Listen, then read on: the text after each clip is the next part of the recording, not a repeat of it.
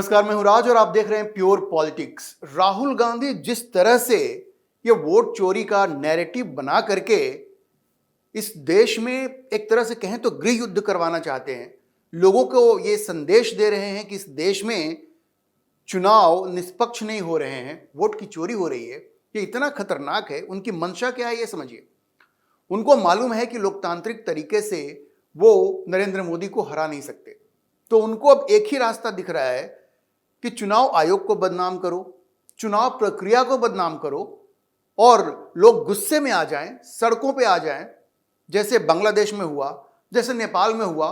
और उन्हें वही एक रास्ता दिख रहा है कि इसी रास्ते से नरेंद्र मोदी का तख्ता पलट किया जा सकता है। तो मतलब नरेंद्र मोदी का तख्ता पलट करने के उद्देश्य से वो ये सब नैरेटिव बना रहे हैं। और ये मंशा कितनी गंदी है आप सोचिए। भारत में लोकतंत्र को कमजोर करने की ये बड़ी ही शर्मनाक साजिश है जो राहुल गांधी रच रहे हैं। वो कांग्रेस पार्टी से संबंध रखते हैं। वो कांग्रेस पार्टी जिसने इस देश में 50 साल लगातार शासन किया, उसके बाद भी रहे, लेकिन लगातार उन्होंने शासन किया। और अभी वो 10-11 साल से सत्ता से बाहर हैं और बिल्कुल वो छटपटा रहे हैं। जैसे वो मछली होती है ना, पानी से बाहर आती है तो छटपटाने लगती है। आप सोचिए कि ये 10-11 साल अभी हुए हैं और उसके बाद सत्ता की जो उनकी तड़प है, जो भूख है, उस भूख से वो बिल्कुल पागल हुए जा रहे हैं और वो इस तरह की साजिश रच रहे हैं। उनको अब लग रहा है कि भाई हम नरेंद्र मोदी को हरा नहीं पाएंगे, तो अब एक ही उपाय है कि लोगों को भड़काओ, उनको सड़क पे ले आओ, चुनाव आयोग को बदनाम करो और देश में गृह युद्ध करवाओ। देश में गृह युद्ध करवाओ और जैसे बांग्लादेश में तख्ता पलट हुआ, जैसे नेपाल में तख्ता पलट हुआ, वैसे ही उनको यह लगता है कि शायद भारत में भी तख्ता पलट हो जाए, नरेंद्र मोदी हट जाएंगे और उनको शायद प्रधानमंत्री बनने का मौका मिल जाएगा। लेकिन राहुल गांधी ये भूल रहे हैं कि भारतीय राजनीति के इस रण क्षेत्र में नरेंद्र मोदी एक अजेय योद्धा की तरह उभरे हैं, एक अजेय योद्धा की तरह उभरे हैं, जिनकी लोकप्रियता और रणनीतिक कौशल ने उन्हें एक तरह से सत्ता का पर्याय बना दिया है। दूसरी ओर ये जो राहुल गांधी हैं, उनकी ये जो कोशिशें हैं, एक तो पहले वो बहुत संगठित कोशिशें नहीं हैं और उनकी जो लीडरशिप क्वालिटी है उस पर इतने प्रश्न चिन्ह हैं, इतने प्रश्न चिन्ह हैं कि नरेंद्र मोदी के सामने वो बिल्कुल बौना साबित हो रहे हैं। वो कहीं स्टेचर में मोदी के सामने टिकते नहीं हैं, इसलिए वो मोदी को गाली गलौज भी कर देते हैं। गाली गलौज ही कहेंगे उसको, अगर कोई आपसे उम्र में बड़ा है, आप तुम तड़ाक करते हैं। वो प्रधानमंत्री भी हैं इस देश के, लेकिन आप राहुल गांधी की भाषा भी देखिए तो आप ये समझिए कि वो बिल्कुल बौखला गए हैं और उन्होंने सारी उम्मीदें छोड़ दी हैं कि लोकतांत्रिक तरीके से वो नरेंद्र मोदी को हरा सकते हैं। इसलिए अब वो साजिश रच रहे हैं, साजिश रचने में ही अपना सारा समय बिता रहे हैं और आजकल वो एक वोट चोरी का नैरेटिव बनाने में लगे हुए हैं। मतलब वो सत्ता के लिए किसी भी हद तक जाने को तैयार हैं। उन्हें इस बात की बिल्कुल चिंता नहीं है कि उनका ये जो प्रयास है वो भारत में लोकतंत्र को कितना नुकसान पहुंचाएगा। लेकिन मैं आपको आज ये बताऊंगा कि क्यों राहुल गांधी कभी भी, चाहे वो कुछ भी कर लें, मोदी को सत्ता से हटा पाने में सक्षम नहीं हो पाएंगे। वो नहीं हटा पाएंगे। ये एक हकीकत है। ये एक ऐसी हकीकत है जो भारत की राजनीतिक गाथा में गूंजती रहेगी।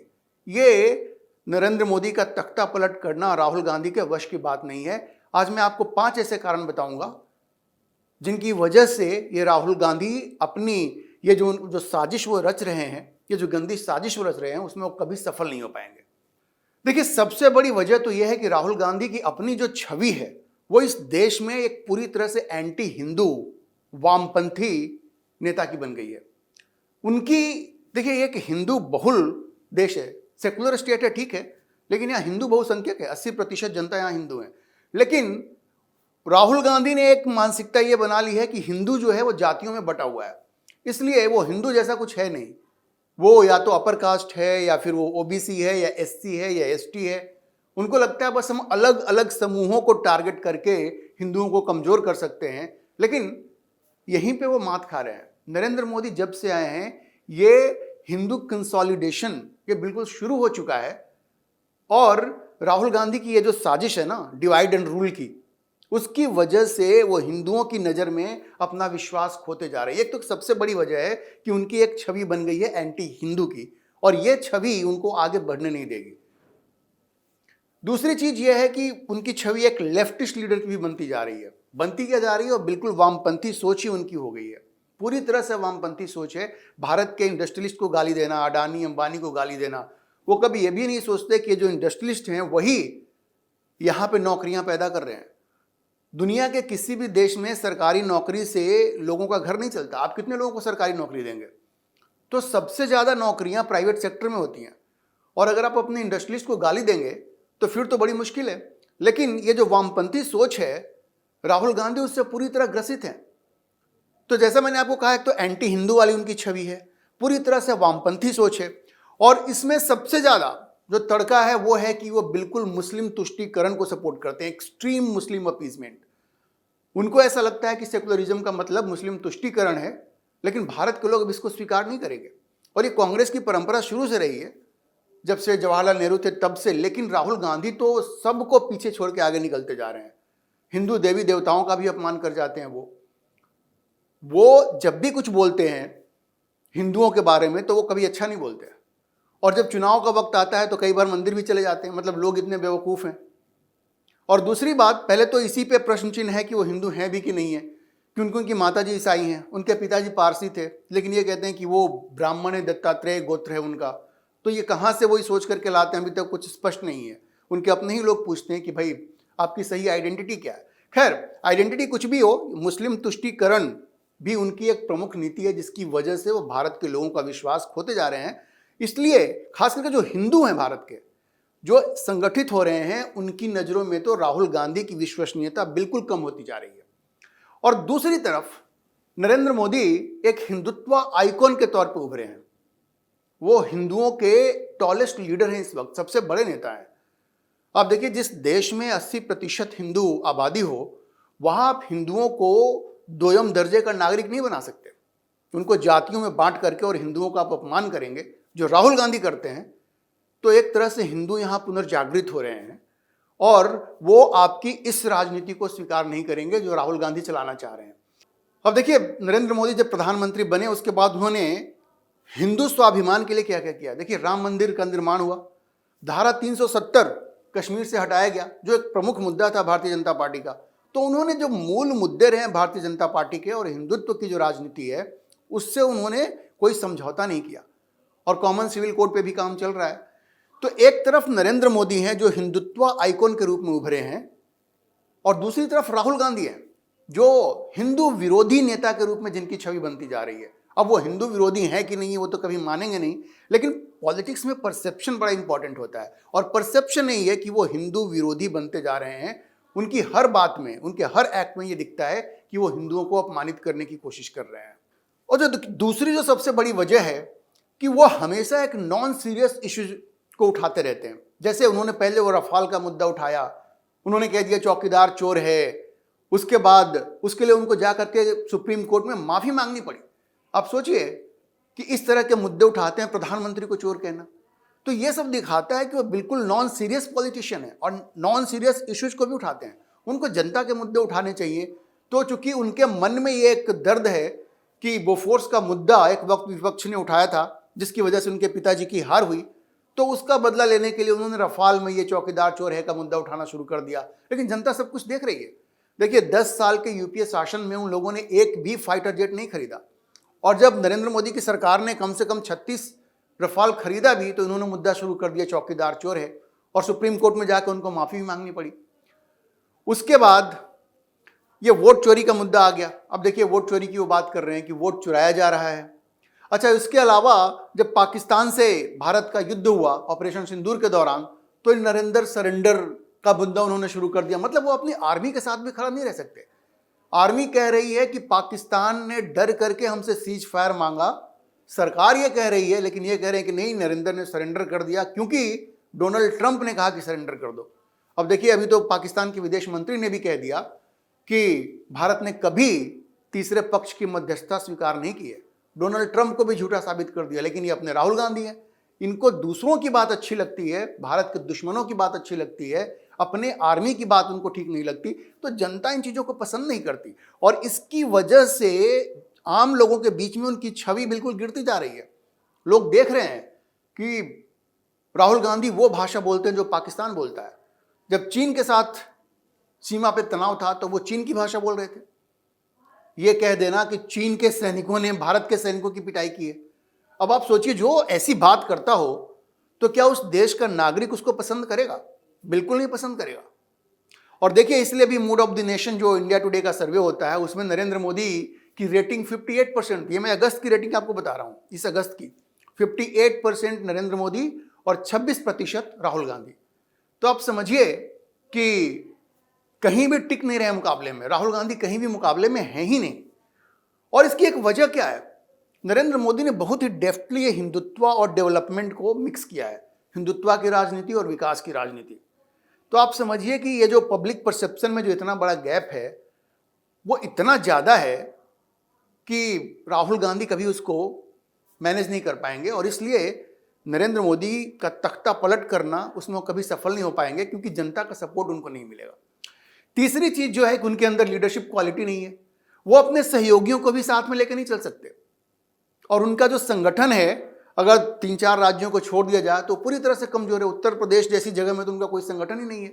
और उत्तर प्रदेश में जो उनके अलाई हैं समाजवादी पार्टी, अखिलेश यादव, तो आप समझिए कि अगर अखिलेश यादव मजबूत रहेंगे तो कांग्रेस वहां कभी आगे नहीं बढ़ पाएगी। तो वो अपने सहयोगियों की ही मतलब कब्र खोदने में जुड़े हुए हैं, क्योंकि उनको लगता है कि हम अपना पुराना वैभव प्राप्त करेंगे। जैसे वो डोनाल्ड ट्रंप कहते हैं ना, मेक अमेरिका ग्रेट अगेन, तो राहुल गांधी चाहते हैं कि मेक कांग्रेस ग्रेट अगेन। लेकिन कांग्रेस को ग्रेट बनाने के लिए जो सहयोगी उनके साथ हैं, उनको उनसे मुक्ति चाहिए होगी, और इसलिए वो लीडरशिप क्वालिटी सामने नहीं आ पा रही है। और ये वजह है कि ममता बनर्जी इस चीज को अच्छी तरह से समझती हैं और उनको कांग्रेस में आने नहीं दे रही हैं, और अखिलेश यादव भी इसको समझते हैं। तो ये सबसे बड़ी प्रॉब्लम क्या है कि ये कोalition को साथ में लेकर चलने की उनकी एबिलिटी नहीं है। तो इसकी वजह से भी वो पूरे विपक्ष को नरेंद्र मोदी के खिलाफ एकजुट कर पाएंगे, इसकी कोई संभावना नहीं है, क्योंकि उनके सहयोगी ही उनको ट्रस्ट नहीं करते हैं, क्योंकि उनको पता है कि ये पहले हमें खा जाएगा अगर इसको आगे बढ़ना है तो। देखिए, चौथी बात है कि जैसा मैंने आपको आगे पहले भी कहा, नेशनल सिक्योरिटी के मामले में नरेंद्र मोदी का जो उनकी जो छवि बनी है कि वो राष्ट्रीय सुरक्षा के मामले में बहुत ही कड़क हैं, और राष्ट्रीय सुरक्षा से वो कभी समझौता नहीं करते। आप देखिए कि पाकिस्तान ने जब जब भी भारत को नुकसान पहुंचाने की कोशिश की, चाहे जितने भी अटैक्स उसने किए, पहलगाम के पहले भी जो अटैक हुआ कश्मीर में, फिर जाकर के नरेंद्र मोदी ने बालाकोट का स्ट्राइक किया, उसके बाद जब पहलगाम में ये आतंकी घटना हुई, उसके बाद ये तो ऑपरेशन सिंदूर ही हो गया, उरी में जो घटना हुई थी उसके बाद भी सर्जिकल ऑपरेशन हुआ था। तो राष्ट्रीय सुरक्षा के मुद्दे पर नरेंद्र मोदी जितने आक्रामक हैं, उससे भी जनता के बीच में एक छवि गई है कि हमारे पास एक स्ट्रांग लीडर है, एक स्ट्रांग लीडर है, वो कभी कॉम्प्रोमाइज नहीं करता। दूसरी तरफ राहुल गांधी की जो छवि है कि वो हमेशा पाकिस्तान की भाषा बोलते हैं। अब पाकिस्तान के पॉलिटिशियंस, अभी शाहिद अफरीदी ने भी कहा कि राहुल गांधी तो बड़े अच्छे नेता हैं, बहुत सेंसिबल हैं, तो इसलिए पाकिस्तान और चीन में भी उनकी तारीफ होती है, लेकिन भारत की जनता के बीच में उनकी नकारात्मक छवि बन रही है कि वो पाकिस्तान और चीन की भाषा बोलते हैं। तो क्या ऐसे व्यक्ति को देश की जनता सपोर्ट करेगी? राहुल गांधी उम्मीद करते हैं कि लोग सड़कों पे आएंगे, लेकिन क्या ऐसे व्यक्ति के लिए भारत का कोई नागरिक, कांग्रेस कार्यकर्ताओं को आप छोड़ दीजिए, जो इनके कार्यकर्ता हैं कुछ सड़क पे आ जाएंगे, लेकिन आम जनता कभी भी सड़क पे नहीं आएगी। इसलिए राहुल गांधी जो ये सोचते हैं ना कि बांग्लादेश और नेपाल की तरह यहाँ पे कोई तख्ता पलट हो जाएगा, क्रांति हो जाएगी, उसकी संभावना दूर दूर तक नहीं है, क्योंकि नेशनल सिक्योरिटी के मामले पर उनके क्रेडेंशियल पे बहुत बड़ा प्रश्न चिन्ह है। और देखिए, पांचवा और जो सबसे बड़ी वजह है कि राहुल गांधी की छवि उस लेवल तक नहीं जा सकती कि वो नरेंद्र मोदी को चैलेंज करें, वो है कि उनके पास एक डायनास्टिक बैगेज है। ये वंशवाद का जो ठप्पा लगा हुआ है उनके ऊपर, वो भी उनको बहुत दूर तक नहीं जाने देगा, क्योंकि एक तरफ वो हैं जो नेहरू गांधी फैमिली से आते हैं। भाई, वो राहुल गांधी जो हैं वो राजीव गांधी के बेटे हैं। राजीव गांधी कौन? इंदिरा गांधी के बेटे हैं थे। और इंदिरा गांधी कौन थी? वो जवाहरलाल नेहरू की पुत्री थी। जवाहरलाल नेहरू कौन? मोतीलाल नेहरू के बेटे थे। मतलब पूरी डायनास्टी है, परिवारवाद जो है उसका एक अगली फेस है, एक गंदा चेहरा है जो नेहरू गांधी फैमिली है। और राहुल गांधी इस तरह से अपनी छवि उन्होंने बना रखी है कि वो गांधी फैमिली में चूंकि पैदा हुए तो उनको प्रधानमंत्री बनना है। दूसरी तरफ नरेंद्र मोदी हैं जो बचपन में चाय बेचते थे, चाय बेचते बेचते वो इस देश के प्रधानमंत्री बने। तो यहाँ ये जो वंशवाद है, और जनता ये सब देख रही है। आज की तारीख में ये लोकतंत्र है ना, आम लोग हैं वो अपना प्रतिनिधि चुनते हैं। तो एक तरफ एक वंशवादी व्यक्ति है जिसको ये नहीं पता कि गरीब क्या होता है, गरीबी क्या होती है, और दूसरी तरफ नरेंद्र मोदी है जो गरीबी से उभर करके सामने आए हैं। तो ये जो बहुत बड़ा फर्क है, ये भी राहुल गांधी को कभी ये तख्ता पलट की अपनी साजिश में कामयाब नहीं होने देगा, क्योंकि इस तरह की क्रांति तब होती है ना जब आम लोग जो होते हैं, जो मेहनतकश लोग होते हैं, जो गरीब गुरबे होते हैं, वो गुस्से में सड़क पे आ जाते हैं।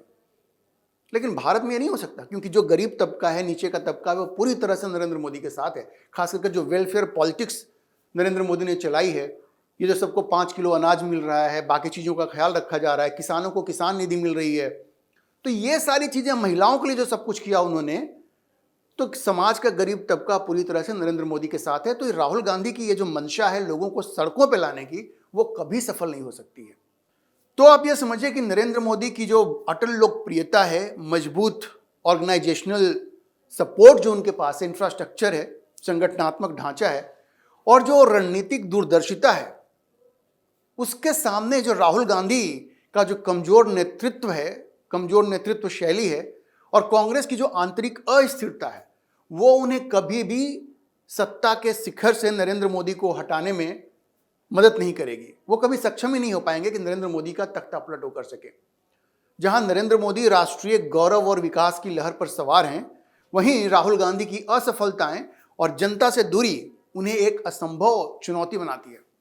भारत का भविष्य अभी भी मोदी के मजबूत हाथों में सुरक्षित दिखता है, और राहुल गांधी का सपना केवल एक मृग तृष्णा ही रहेगा, इसी बात की पूरी संभावना है। अभी के लिए इतना ही। आप इस विषय पर क्या सोचते हैं, अपनी राय कमेंट बॉक्स में जरूर लिखें, और अगर आपको ये वीडियो पसंद आया हो तो आप इसे लाइक करें, शेयर करें, और हमारे चैनल को सब्सक्राइब जरूर करें।